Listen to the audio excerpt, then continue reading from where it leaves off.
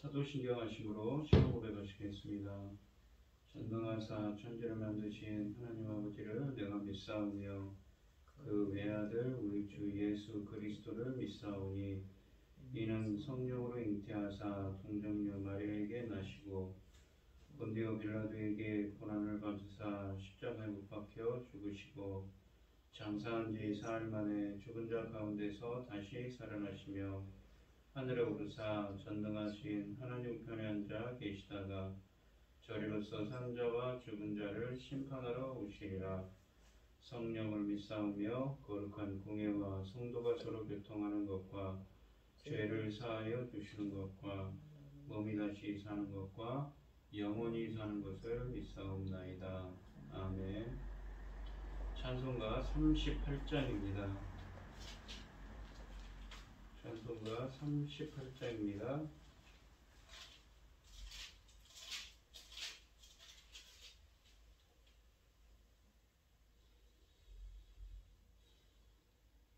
예수 우리 왕이여 이곳에 오셔서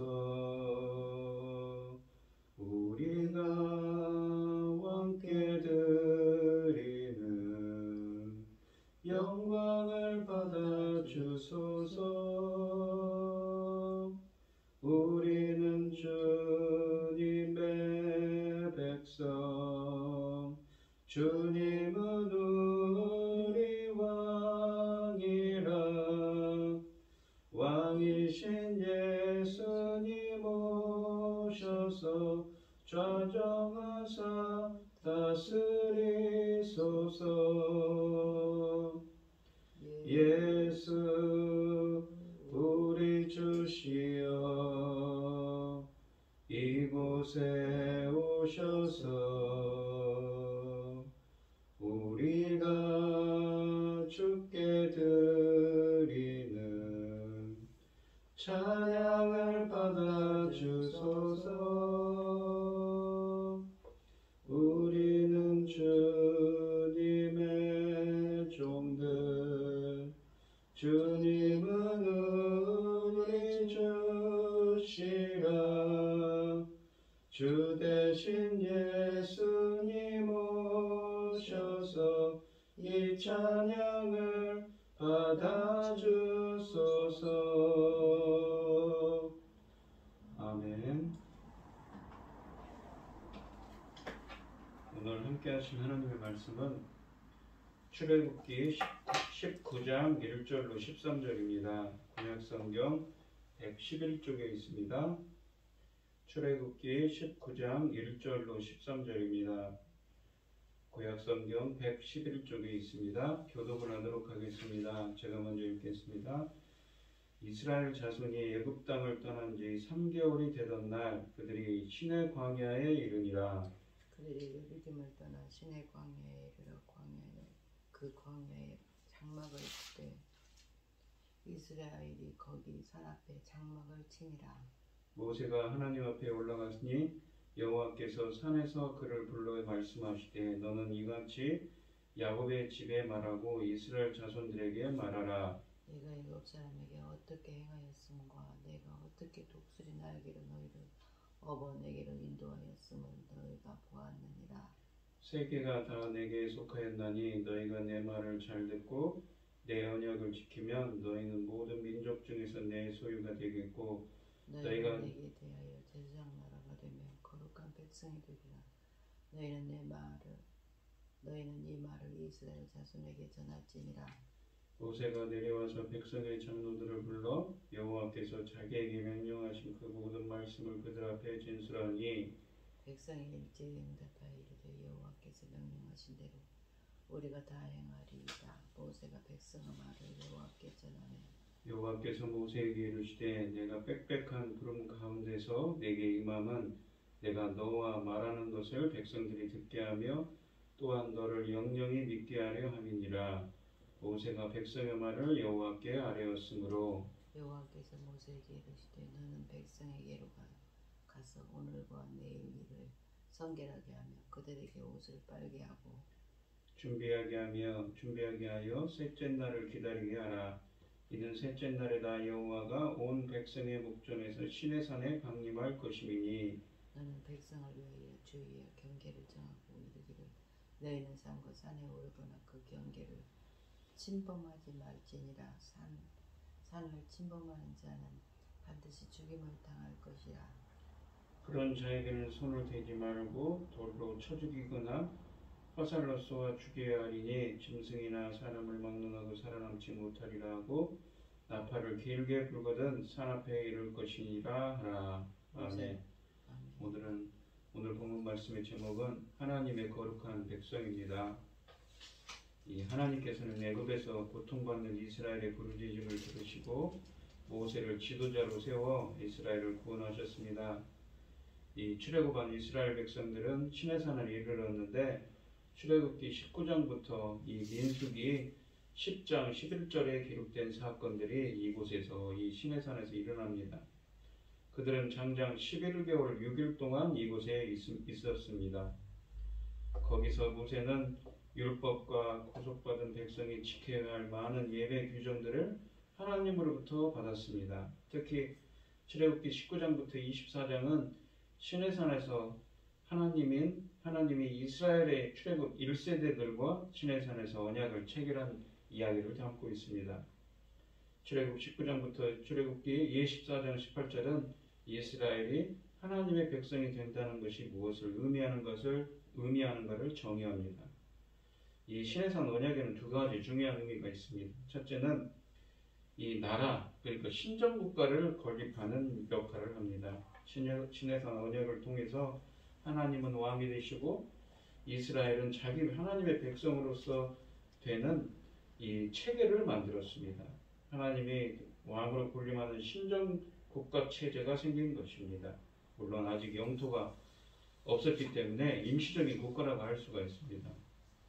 언약을 통해서 하나님이 그들의 하나님이 되고 그들은 내 백성이 된다는 관계는 성경 여러 곳에서 나타납니다. 대표적으로 이 출애굽기 19장 5절로 6절에서 나타나고 또 예레미야서 11장 4절과 31장 33절에 명시됩니다. 너희는 내 백성이 되고 난 너희의 하나님이 될 것이다. 이거를 언약 공식 문구라고 부릅니다. 이것은 언약을 통해 나라가 만들어졌음을 확인하는 것입니다. 또한 두 번째로는 예배의 원형이 완성됩니다. 하나님은 이 시내산 호렙산 가시덤불에서 모세를 만나서 출애굽을 명령하셨을 때 내 백성 네가 백성을 애굽에서 인도하여 낸 후에 너희가 이 산에서 하나님을 섬기리니라고 출애굽기 3장 12절에 말씀하셨습니다. 이 산, 즉 호렙산은 하나님의 임재하시는 장소이기 때문에 거룩한 곳입니다. 하나님은 모세에게 백성들을 이끌고 와서 이 산에서 섬기라고 명령하셨습니다. 어떻게 하나님을 섬기는가요? 바로 예배로 섬기는 것이지요. 모세가 바로에게 줄기차게 요구한 것, 여호와께 제사 드리러 가겠다고 여러 차례 말했었습니다. 또한 섬긴다는 것은 제사 드린다는 말과 같은 문맥에서 같이 사용됩니다. 이것은 나중에 성막과 성전으로 이렇게 연결이 됩니다. 시내산에서 하나님과 이스라엘이 언약을 맺으셨습니다. 바로 이 언약이 예배의 모형이며 또 예배의 완성이라고 할 수 있습니다. 그리고 이 언약의 예배는 그대로 성막에 옮겨져서 반복되었고 후에 성전 예배로 이어졌습니다. 그래서 성막과 성전의 예배는 언약 갱신적 예배라고 부를 수 있습니다. 예배를 잘 이해하기 위해 예배의 원형인 시내산 언약을 자세히 살펴야 할 것입니다. 이 두 가지 요소로 보건대 시내산 언약은 성경의 이 역사에서 매우 중요한 역할을 하고 있음을 알 수가 있습니다. 언약이라는 것은 이 어원학적으로 보면 양자를 서울고 얽어맨다라는 의미입니다. 베리트라고 되어 있는 이 언약은 양자 간의 관계 수립을 위한 협정입니다. 하지만 그 양자가 서로 모르는 사이가 아닙니다. 예를 들면 이 아브라함과 이 그랄 왕 아비멜렉 사이에서 맺었던 창세기 26장 26절로 33절에서 보듯이 이미 서로 알고 있는 사이입니다. 언약 당사자는 서로를 이미 잘 알고 있었을 뿐 아니라 서로 밀접한 관계를 가지고 있었습니다. 그런데 관계가 악화되었을 때 서로는 언약을 맺고 관계를 회복합니다.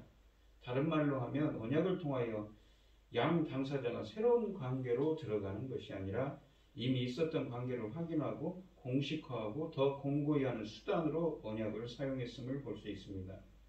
본격적으로 언약 체결에 들어가기 전 하나님은 자기와 이스라엘의 관계가 어떤 것인지를 본문 말씀에서 보시면 먼저 밝히고 계십니다. 1절 말씀을 보면 이스라엘 자손이 애굽 땅을 떠난 지 3개월이 되던 날에 시내산에 이르렀다고 합니다. 이스라엘이 신광야에서 마라의 쓴물을 단물로 바꾼 사건, 출애굽한 이후에 있었던 사건이죠. 반역을 일으켜서 만나와 메추라기를 주신 사건, 그리고 르비딤에서의 반란 사건, 하나님이 계신가 안 계신가 시험한 사건이었죠.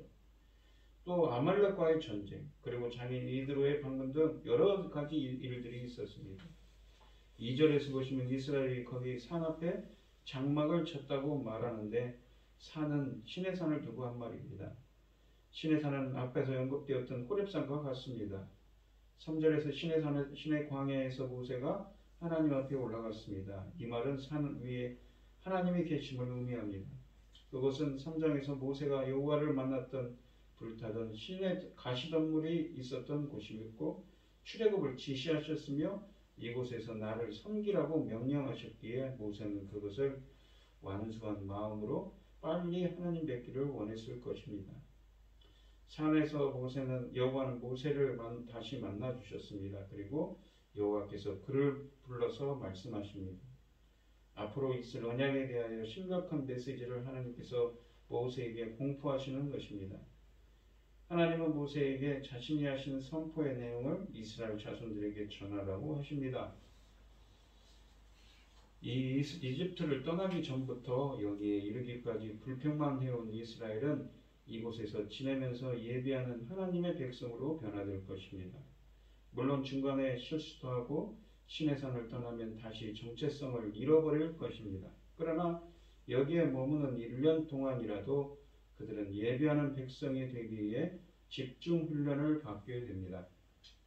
이스라엘이 하나님과 언약을 맺어 매우 독특하고 특별한 관계를 갖게 될 것입니다.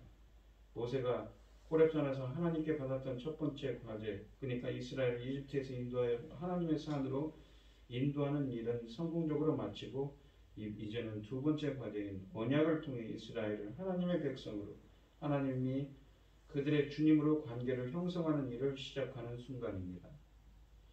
4절에서 보시면 하나님은 먼저 자신이 어떻게 이집트 사람들에게서 행하였는지 그리고 어떻게 그들을 광야에서 인도하였는지를 그들이 보았음을 상기시키십니다.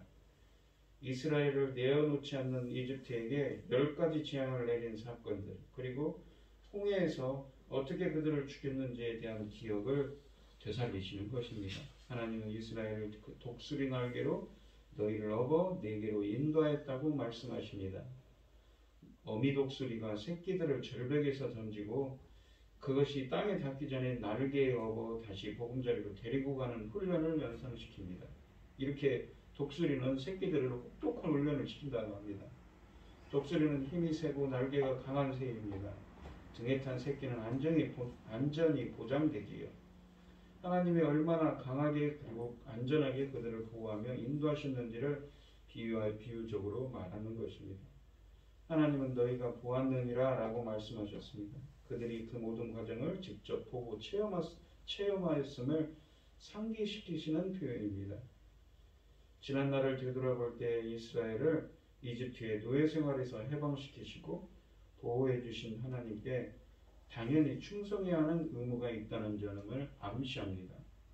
언약은 서로의 관계를 정립하는 것입니다. 그런데 전혀 모르는 두 당사자가 언약을 통하여 새로운 관계로 들어가는 것이 아닙니다. 언약은 이미 서로 친밀하게 알고 있는 두 사람이 관계를 한층 더 발전시켜 관계를 확증하는 것입니다. 라반과 야곱 사이에 맺은 언약을 보면 양자는 20년이 넘게 가족으로 살았던 사이였습니다. 언약을 통하여 라반과 야곱은 기존의 관계를 다시 확인하고 서로가 어떻게 존중하며 살 것인지를 확인합니다. 하나님과 이스라엘과의 관계도 언약을 맺음으로써 양자과의 관계를 새롭게 맺는 것이 아닙니다. 하나님은 이미 이스라엘을 내 백성이라고 불렀습니다. 자기 백성이 이집트에서 고통으로 부르짖는 소리를 들으시고 3장 7절에서 보시면 모세에게 내 백성 이스라엘을 이집트에서 인도해내라고 하셨습니다. 하나님은 이스라엘을 내 백성으로 삼고 나는 너희의 하나님의 되리니라고 또한 하셨습니다. 이스라엘과 하나님과의 관계가 왕과 백성의 관계임을 이미 선언한 것이지요. 그러니까 언약은 새로운 이미 이 이스라엘을 하나님의 백성으로 선택한 사람들과 새로운 관계를 맺는 것이 아니라 그 관계를 공식화하는 것입니다. 그리고 모세와 아론을 바로에게 보내어 이스라엘 하나님 여호와의 말씀에 내 백성을 보내라고 하셨다고 말을 전하라고 하였고 거듭 내 백성을 보내라고 요구했습니다. 그러니까 이 양자의 관계는 언약을 통하여 더 굳게 되고 또 더 발전할 것입니다. 그러니까 이스라엘을 먼저 내 백성으로 선택했고 그 언약을 통하여서 그 관계를 다시 이 언약 그 의식을 통하여서 관계를 더 공식화하는 것입니다. 하나님과 백성의 관계는 그냥 수사적 표현이나 선언적인 것만이 아니었습니다. 직접 자기 백성의 고통을 들으시고 그들을 강한 팔로 구출해 내셨습니다. 이집트에 내렸던 재앙들 그리고 홍해에서 하신 일은 새끼를 보호하는 독수리의 힘보다 더 강했습니다. 그로써 양자의 관계는 이미 확인된 것이지요. 원문에는 5절 말씀의 맨 앞에 보시면 그러므로 만일이라는 말이 있는데 히브리어로 그 말이 한글 성경에는 빠져 있습니다. 5절에서 세계가 다 내게 속하였나니 라고 말씀하십니다. 세계라는 말은 에레치라는 말은 땅, 지구를 의미합니다. 이것은 우주가 하나님의 주권 아래에 있음을 선언하시는 것입니다. 그런데 하나님이 이 말씀을 하신 이유는 세계를 소유한 자신의 권위에 대하여 말하기 위해서가 아니라 그 모든 것 중에 가장 귀한 자신의 소유를 말씀하시기 위해서입니다. 내 말을 잘 듣고 내 언약을 지키면 이라는 구절은 원문으로 내 말, 내 음성, 그러니까 콜이라고 되어 있는 내 음성, 그 헬라어로는 70인역 성경으로는 포네로 되어 있습니다. 내 음성을 경청하고 쉐마라는 듣다, 순종하다는 말을 2번 사용해서 의미를 강조합니다. 내 음성을 경청하고 잘 순종해서 청중해서 내 언약을 지키면 이라는 의미입니다. 5절 하반절에 보시면 너희는 내 민족 중에서 내 소유가 되겠고 라고 말씀하시는데 소유라는 말은 세굴라라는 말로 귀중한 소유물, 즉 특별한 보물을 의미합니다. 19장 본문과 연결해서 본다면 하나님이 소유한 세계의 모든 것 중에 이스라엘은 가장 귀하고 값진 그의 소유물입니다. 보물이지요. 이 단어를 언급하는 대부분의 구약 본문들은 이 출애굽기와 신명기의 문맥에서 인출해서 사용합니다. 그런데 하나님이 이스라엘을 자신의 보물로 계속 인정하겠다는 조건은 무엇이냐면 그러므로 만일 너희가 내 말을 잘 듣고 내 언약을 지키면 이라는 조건이 붙습니다. 하나님은 언약 이전에 이미 이스라엘을 자기의 백성, 즉 자기의 소유로 선택하셨습니다. 그런데 언약으로 이 관계를 계속 굳게 만드는 것입니다. 그래서 너희가 내 언약을 지키면 내 말을 잘 듣고 내 언약을 지키면 너희는 내 소유가 되겠다고 말씀하신 것입니다. 이 지키다 라는 말은 샤마르라고 해서 지키다입니다. 지킨다는 것은 새로운 것을 만드는 것이 아니라 있는 그것을 잘 유지하고 보존한다는 개념입니다. 본문은 하나님의 음성을 경청 순종하고 하나님이 앞으로 세우실 그 언약을 잘 지키면 하나님은 그들을 특별한 보물로 계속 인정할 것입니다. 언약을 지킨다는 것은 언약의 의무조항, 그러니까 앞으로 주어질 언약의 율법들을 가르침들을 잘 이행한다는 것을 의미합니다.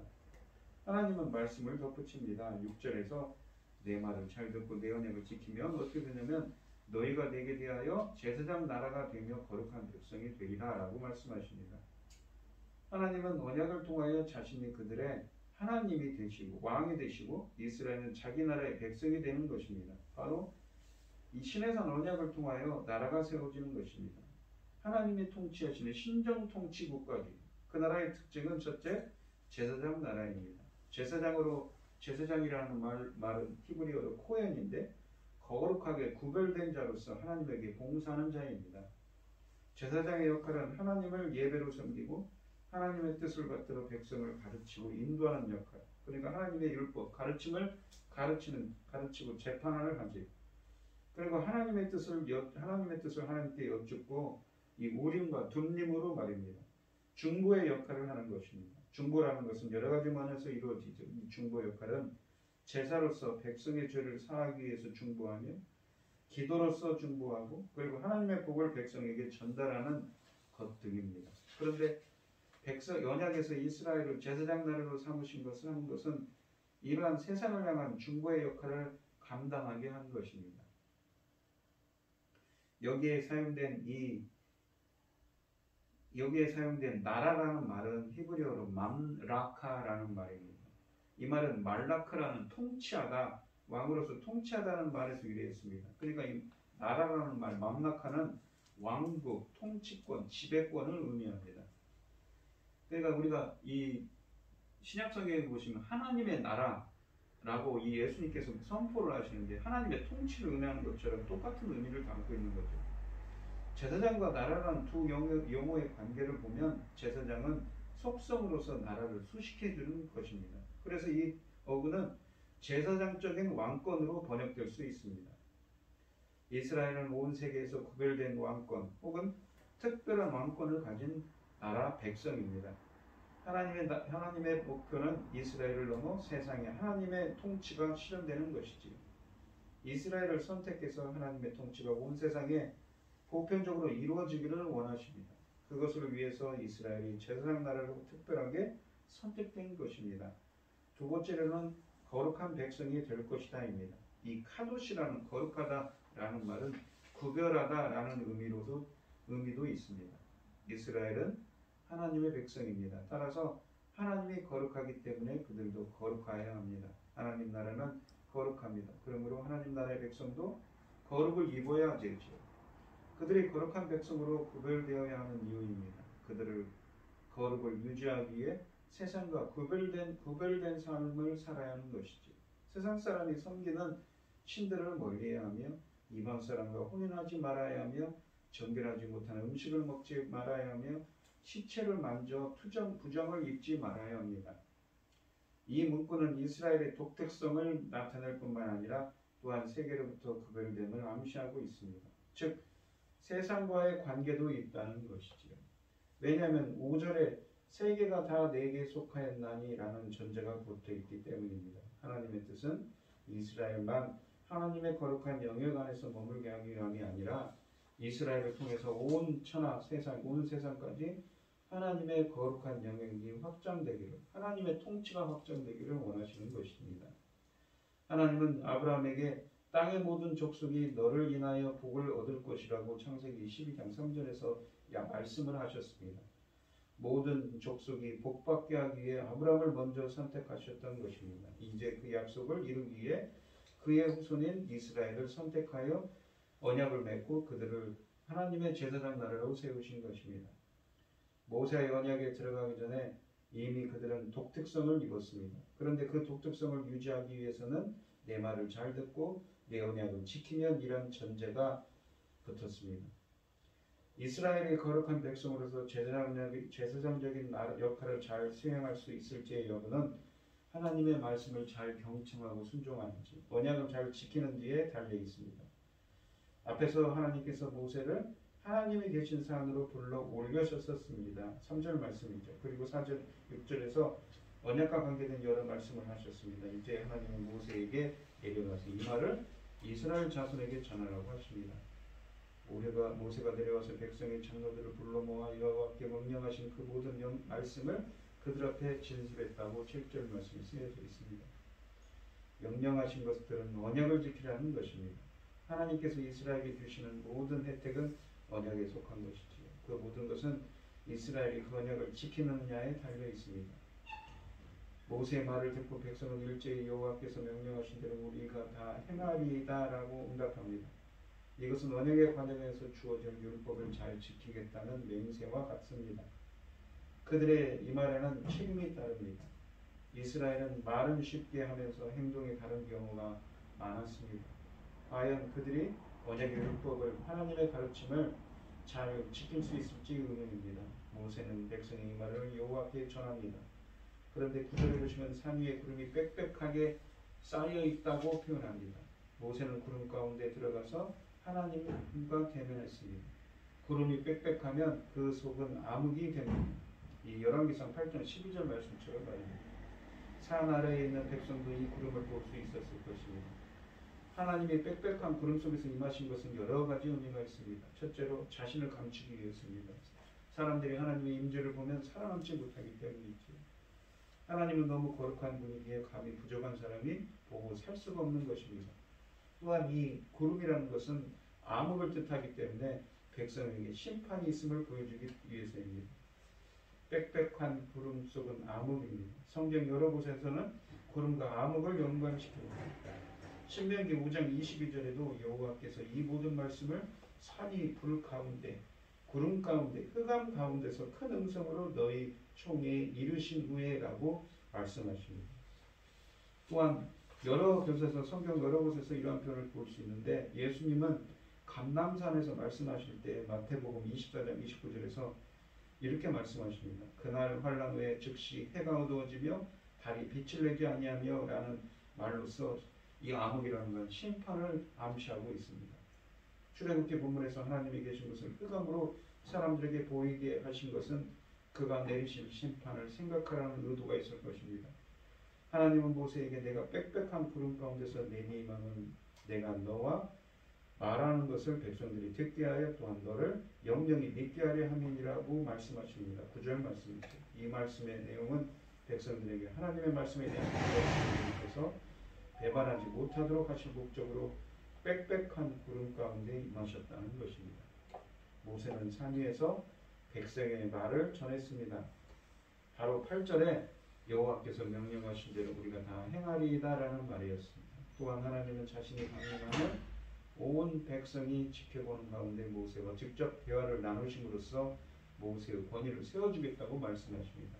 앞으로 모세가 하는 말은 다 하나님께서 모세가 함부로 대하지 못하게 하고 그가 하나님의 택하여 세운 특별한 종이라는 것을 다시 확인해 줄 필요를 느끼셨던 것입니다.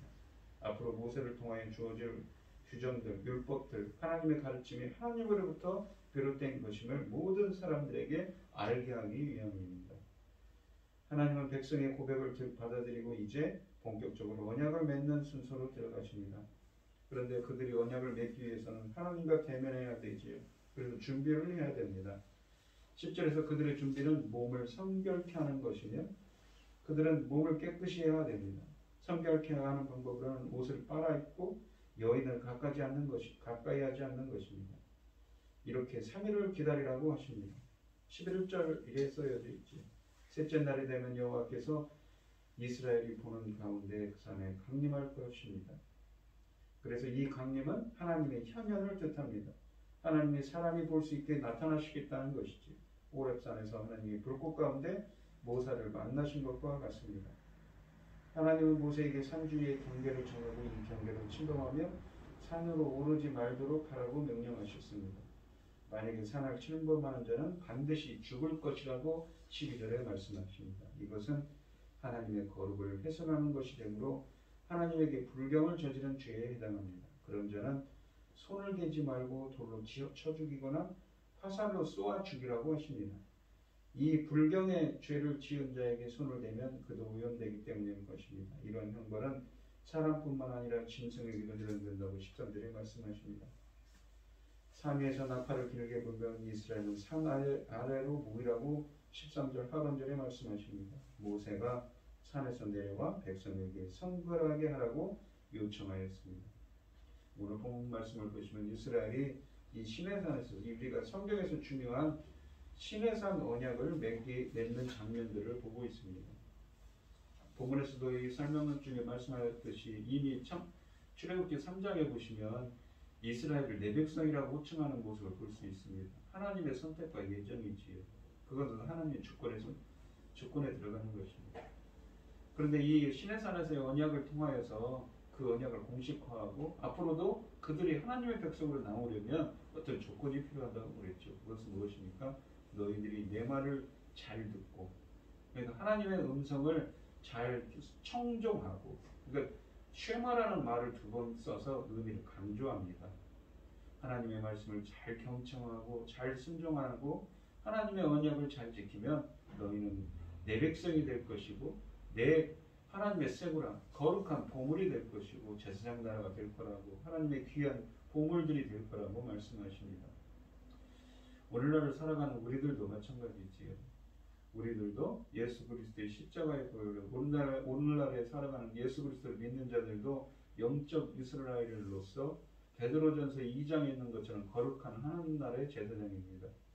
제사장으로서 이 본문에 있는 것처럼 거룩한 하나님의 백성으로서 살아갈 수 있는 우리가 되는 여러분들이 되시고 주님의 소유와 백성으로 삼아주신 것을 먼저 감사드리고 그에 따른 책임과 의무도 있습니다. 어떤 구별된 삶을 살아갈 수 있는 오늘 하루가 되게 달라고 다시 한번 다짐하며 나아가는 우리 성도님들이 되시기를 축원드리겠습니다. 기도하겠습니다. 하나님 아버지 감사합니다.